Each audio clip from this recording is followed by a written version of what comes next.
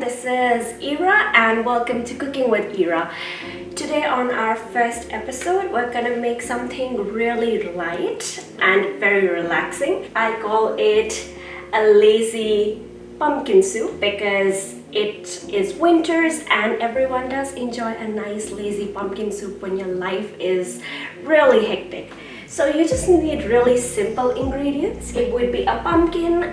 Today's preference would be a butternut pumpkin, but you could go with any other pumpkin as well. Some leeks, some celery, then onions and garlic. To top it off, we would also require some oil, some paprika or chili powder, salt, pepper, and some chives. So let us begin. The first ingredient that we're gonna take would be the pumpkin. Now, the one that I'm using is 1 kg, but you can reduce it based on how many people it would be feeding.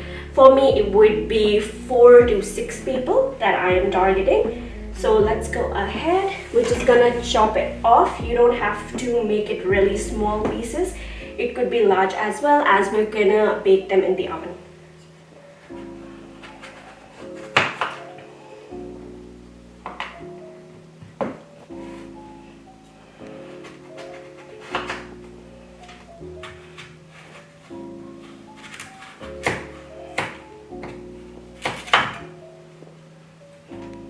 One more thing you want to do is with the fiber, you can scoop it off. So it's very easy. Just take any spoon and just dig it so that you're able to reach the end and you're able to scoop out the seeds. Now it's up to you. Either you can throw them or you can bake them with the rest of the ingredients so that they're nice and crispy and they can add a nice crunch to the soup.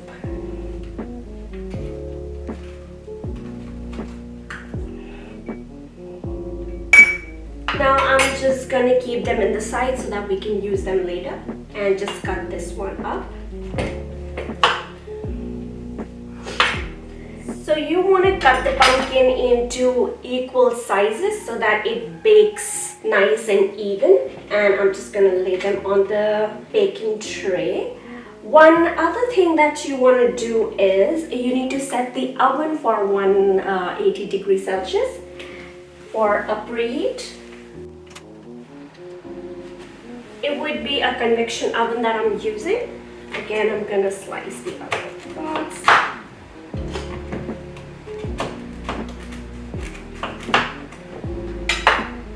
They don't have to be exactly even, but pretty much close to being even. I'm just gonna set these. The next thing we're gonna work is with onion. You wanna take whole onion. You just want to cut the ends. Now, onion's gonna make you pretty teary, but you don't have to really chop them finely. You can just work with like whole onions or even halves. I prefer going with halves. And you don't even need to necessarily remove the skin because anyways, when you bake it, this area would be protecting the onion and we would be peeling that off later and using the inner part of it. And now we're gonna work with the celery. I'm gonna take 4 of the celeries. The cut is really easy. You just cut them in the middle. And just pretty much 3 cuts so that they're nice and even. And now we're just gonna place them on the tray.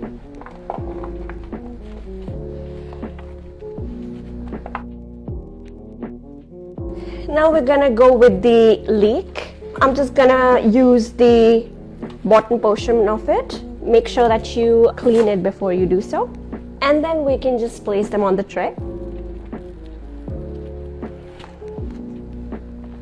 And the last thing that we're gonna use is the garlic. So dealing with the garlic would be pretty much easy. You can take around 5 to 7 based on what you prefer. I like to go it on a bit of a higher end because I do enjoy the taste of garlic. So what you want to take a garlic and you just want to peel it off.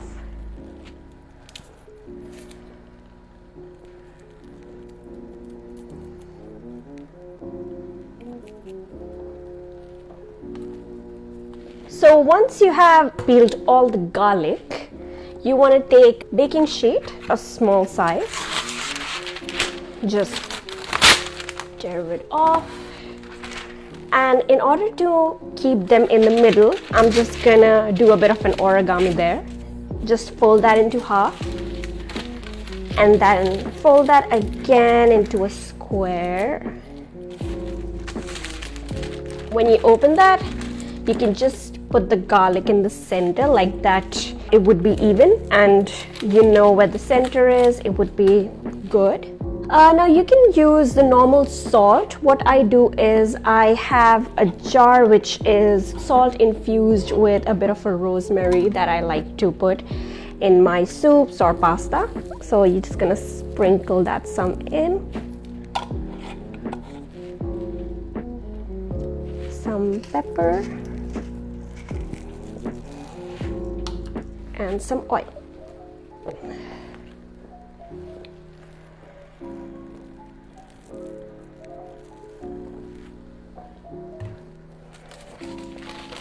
That would be around half a teaspoon of oil that you can add.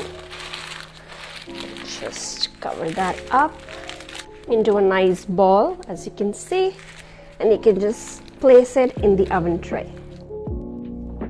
Now we're gonna make the seasoning for the vegetables out there. I'm just gonna take that salt infused rosemaries. Just take half teaspoon.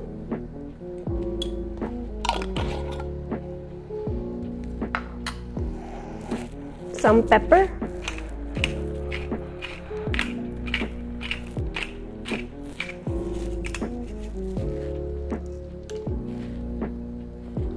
almost half the paprika,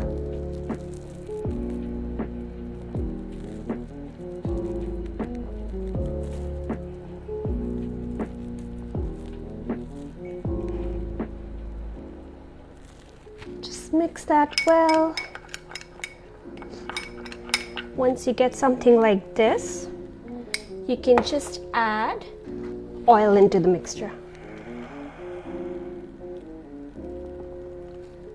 That would be around 1 tablespoon. And mix that well.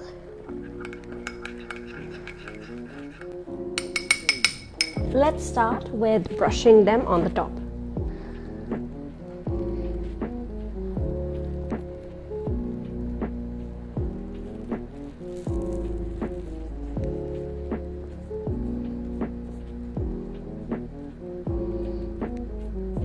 And now we're going to place our vegetables into the oven, which would be 180 degrees Celsius again.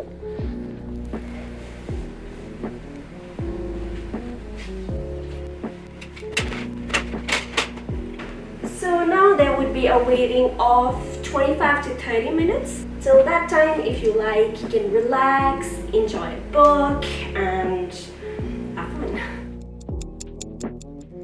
So it's been around 30 minutes and now it's again a bit of a lazing thing where we're just gonna switch it off. Open the oven, make sure you're pretty careful because it's gonna be all over your face. Whoa. Okay, so this is done. It's nice and hot, you can hear it sizzling. Now, as we cannot put this directly in the blender, we're just gonna keep it outside in a rack or even your cutting board and just keep that for around 10 to 15 minutes for it to properly cool so that we can start the blending process again. So now that it has cooled down, let's work with it. We're just gonna take a knife to do a poking test, making sure that it's nice and soft to begin the blending. And yeah, we can see it's going through, so it's all good. Let's take the blender out and let's just start adding the vegetables.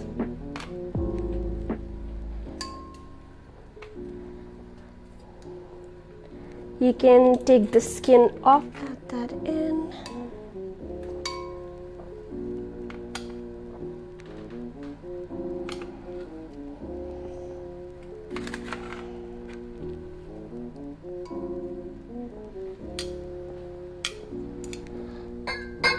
And with the garlic that we put them in a pouch, just open that up and you'll see the garlic nice and ready, and you can just plop that into it. Now you see some of the ingredients are already in. We're just gonna put some water in as well. Just take some water.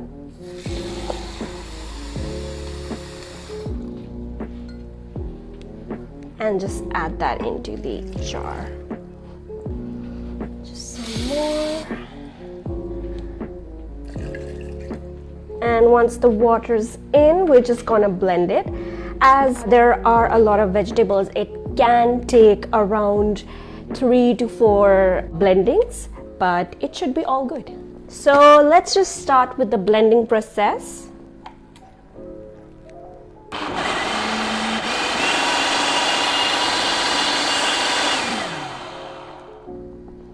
So we can see that it is nice and blended.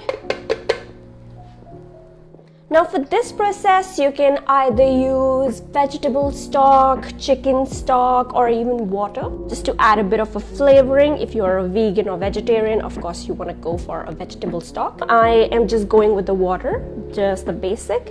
You want to pour all of that into a saucepan or a bigger container.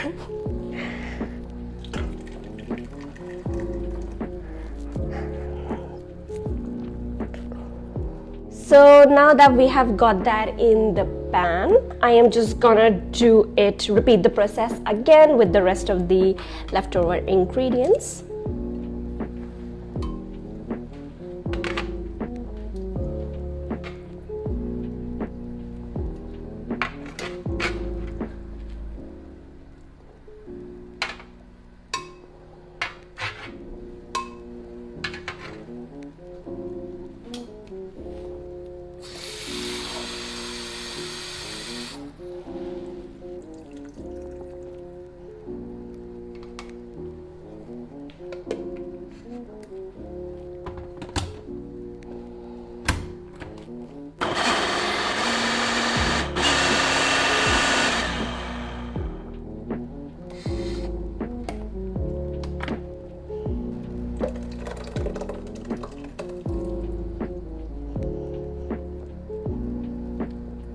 I have just grinded the second batch, and we're just gonna scoop the rest of it using a spatula. Sometimes what I also do is to make sure that it's all nice in there, I just add a bit of water, just shake it around, and just pour the rest of the puree inside the saucepan. Now that all the puree is in the saucepan, let's fire that up. Wrong. I've even got my spoon which has baking with love written on it. I love this one. And we're just gonna stir that until it's nice and warm or hot.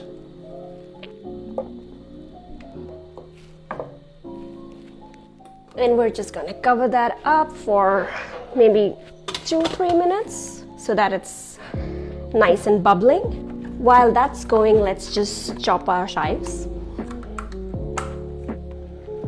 Just take a few.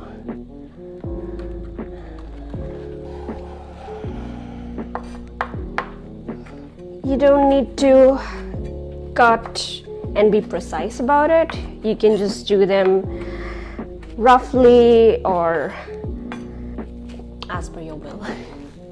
Now that it's nice and bubbling, make sure that you stir it so that it does not burn from the bottom.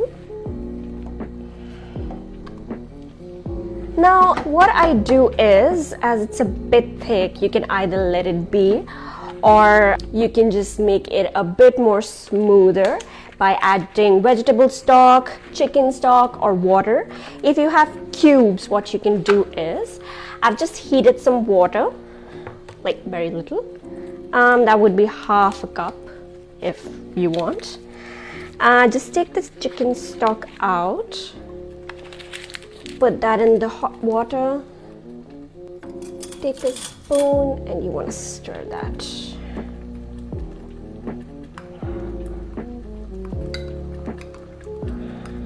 This will ensure that there are no lumps.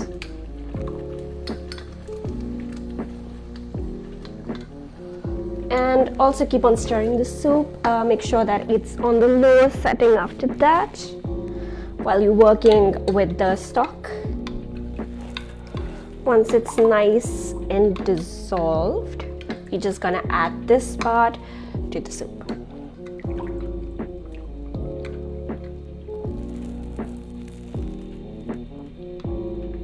Once that's done, you can just add that to your soup.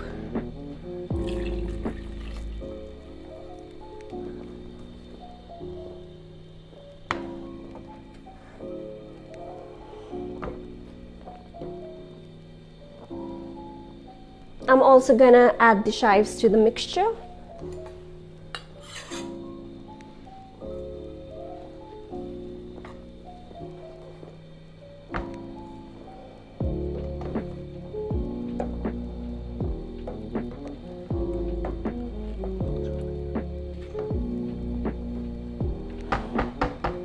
Once that's done, we're just gonna let it heat again for some time.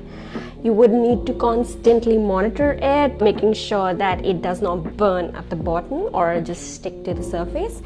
At this point, if you like, you can even taste it a bit and season it accordingly. You can add the spices or the seasoning that you prefer in order to personalize that, or even let it be, or just add like salt and pepper or a bit of paprika at this point. Okay, once now the soup is ready, let's just start with the pouring and the presentation. You can just take some sourdough. So what I've done is I've taken some sourdough and I've toasted them.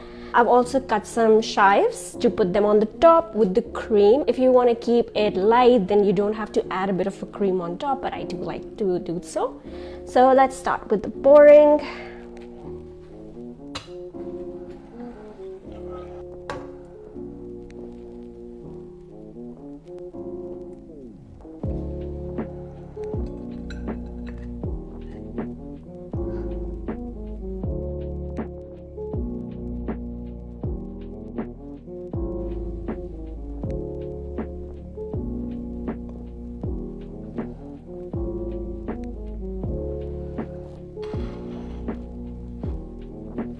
The soup is finally ready. You can enjoy that, have that as a meal, or even just as a light starter.